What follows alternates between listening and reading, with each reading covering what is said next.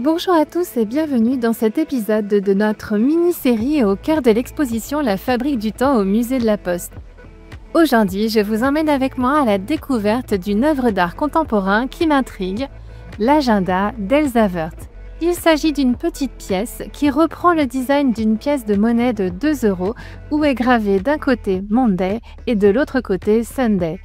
On est invité à lancer la pièce chaque jour pour savoir si l'on va travailler comme un lundi ou bien ne pas travailler comme un dimanche. À mes côtés se trouve Elsa Wirth, l'artiste, et puis Ludovic Hélin, postier, responsable logistique à la plateforme industrielle de Bois d'Arcy. Ensemble, nous allons échanger autour de cette œuvre qui interroge notre rapport au temps, au travail, à la valeur.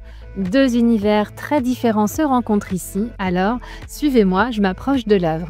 En tant qu'artiste, Elsa, ton emploi du temps ne ressemble pas à celui de la majorité des gens et pourtant tu as choisi de travailler autour du dimanche et du lundi.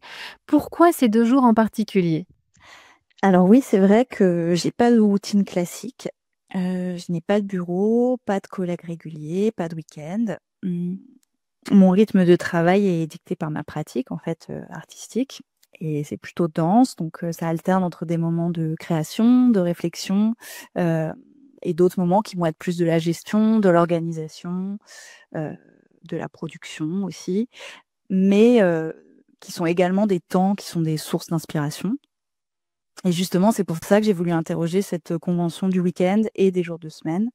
Heu, c'est une norme qui fait pas toujours du sens, surtout aujourd'hui. Par exemple, après le covid, avec le télétravail, le rapport au travail a beaucoup évolué. Les usages ont changé, les besoins aussi. Et Agenda, qui est la pièce que j'ai créée, propose de rejouer en fait son emploi du temps à pile ou face, de remettre, du jeu, du hasard dans un quotidien, pour questionner nos habitudes et peut-être pour les réinventer.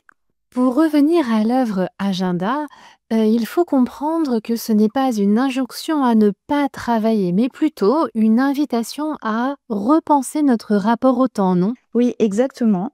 On Je propose de lancer une pièce chaque jour et selon le résultat, on décide ou pas de travailler, d'aller au travail. Hem et donc c'est une manière, en fait, de réintroduire un peu du hasard, de l'inattendu, en fait, dans un emploi du temps qui est parfois très, cadré. Et bien sûr, c'est pas une obligation, enfin, c'est pas quelque chose d'autoritaire, c'est plutôt une invitation, en fait, à prendre de la distance par rapport à un quotidien, à faire un pas de côté, et à questionner, en fait, notre rapport au temps et à la liberté. Quant à toi, Ludovic, dans ton quotidien à la plateforme courrier, le temps n'est évidemment pas un jeu. Il n'y a pas de place pour le hasard, je crois. Oui, effectivement, le temps chez nous, ce n'est pas un jeu. Tout est programmé, minuté. Par exemple, je prends mon service à 23h23, ce qui est très précis. À ce moment-là, les équipes du matin et de l'après-midi ont déjà commencé à traiter, le courrier et les colis.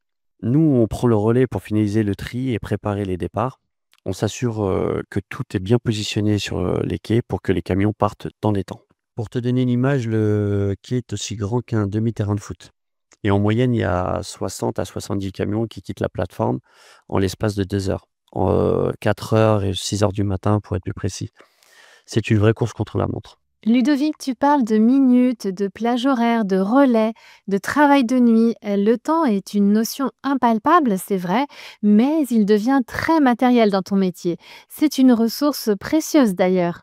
Oui, à la plateforme, courrier, il n'y a pas de place pour le hasard. Le temps est une ressource qu'il faut savoir gérer.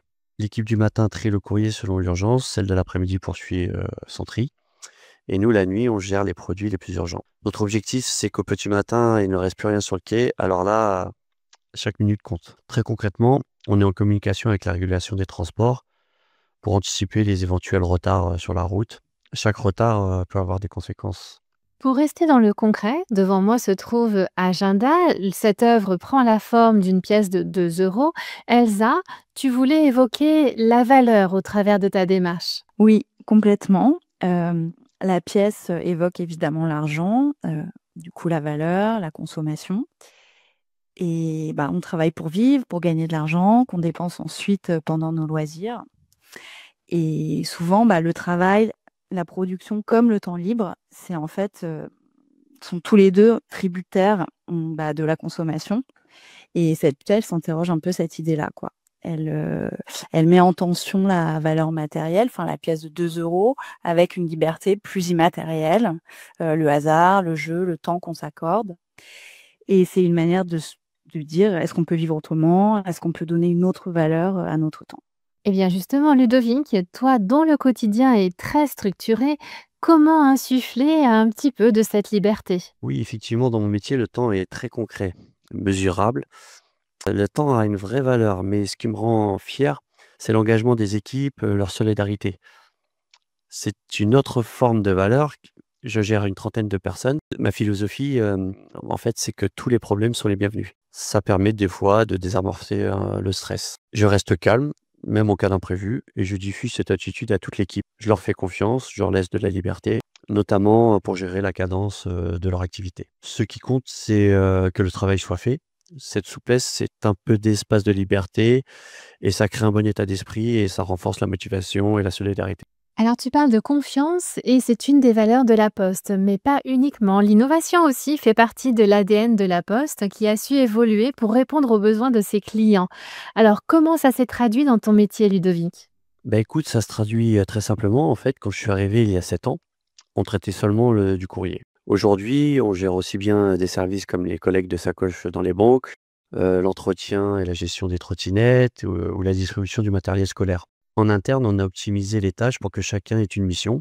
La Poste a su s'adapter à ses nouveaux besoins sans renier à ses valeurs, de citoyenneté par exemple. À propos des valeurs, justement, ton œuvre, Elsa, semble véhiculer une critique de la société de consommation. Et d'ailleurs, le fait de produire une œuvre gratuite, et de l'offrir aux visiteurs de l'exposition, ça constitue déjà pour moi une prise de position par rapport à l'art et à son marché. Et je détourne, une pièce de monnaie qui est un symbole de valeur, de marchandise, pour en faire un objet de réflexion. Et c'est une manière pour moi de créer, de partager, d'échanger un peu autrement, en dehors des logiques de profit. Puisque le temps ne s'achète pas, c'est le moment de revenir à l'essentiel et de se demander ce qui nous rend fiers ou heureux, tout simplement. Pour toi, Ludovic, qu'est-ce que tu apprécies dans ton Ma travail? plus grande satisfaction, c'est quand on a réussi à surmonter une journée qui était très difficile. La routine peut être trompeuse et il faut rester vigilant, parce qu'en fait, chaque nuit est différente et c'est ce qui rend ce métier passionnant à la fois. Elsa, tu disais que certaines personnes t'avaient écrit après avoir expérimenté la pièce.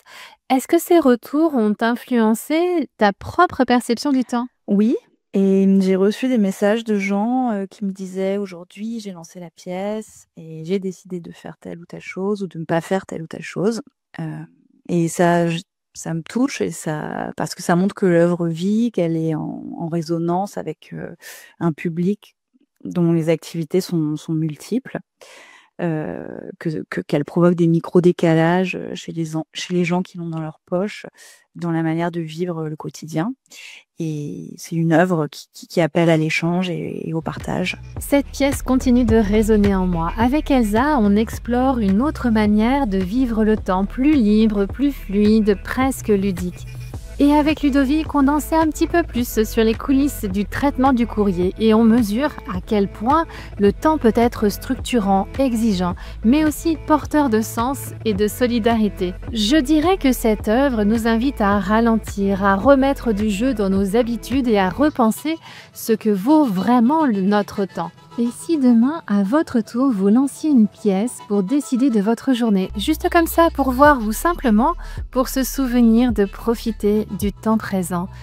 D'ailleurs, si vous venez visiter l'exposition un samedi, sachez que les 40 premiers visiteurs recevront une reproduction de l'œuvre d'Elsa Wirth. Une belle manière de prolonger l'expérience. Merci à Elsa et Ludovic pour leur présence, leur regard et leur sincérité. Quant à moi, je continue mon parcours au cœur de la Fabrique du Temps où je vous donne rendez-vous pour le prochain épisode ou directement sur place. Allez, bonne visite!